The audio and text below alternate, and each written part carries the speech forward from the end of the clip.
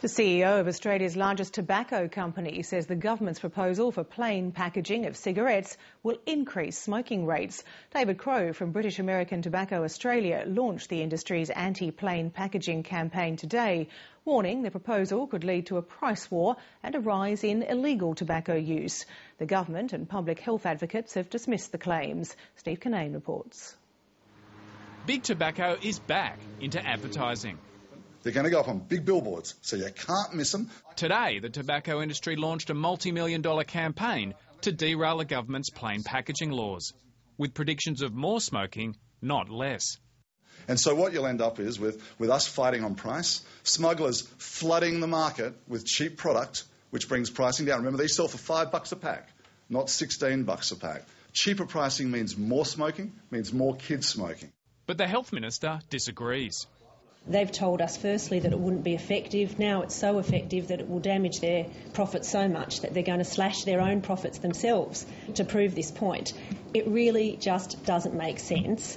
The tobacco companies are trying to protect their profits. That's their business. We're trying to protect people's lives. And the tobacco industry may not be alone in fighting the legislation. The Coalition in principle supports all reasonable measures to get smoking rates down. My anxiety with this is that it might end up being counterproductive in practice. The tobacco industry says that plain packaging will encourage more illegal tobacco, a market they say already accounts for 16% of all tobacco sales. 16% comes from a report that's in your media pack. It's been built by Deloitte in a piece of independent research. Let me just point out... Was that funded by the tobacco industry? Absolutely, and proudly funded, by the way. VAT is exaggerating extremely on this.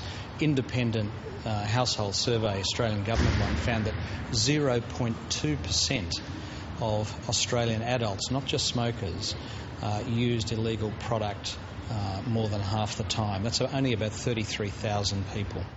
But the tobacco industry says illegal tobacco sales have increased by 150% in the last 3 years. It's driven by crime syndicates, it's driven by the triads, it's driven by the underbelly of the smuggling world. These are the guys that we know, Interpol knows them, Customs and Excise, the federal agencies in Australia know them, and they fight this war continually. But customs authorities have released figures to Lateline that show illegal tobacco seizures have actually decreased in the last 3 years, from 284 tonnes in 2007 to 279 tonnes in 2010, and from 94 million sticks in 2007 to 66 million in 2010. If the tobacco industry's advertising campaign doesn't work, the next step is almost certain to be a legal challenge. I think the issue of legal process is down to the government removing brands and intellectual property from the packs. And obviously, if you remove something from the packs... So a constitutional challenge, or...? At the day, I think it would be at the end. Now, the issue is we don't have a bill at the moment, so I can't actually answer that question. What we have is a view from the government. As it forms into legislation, we'll make those judgments. And at the end of the day, that will be something that happens right at the very end.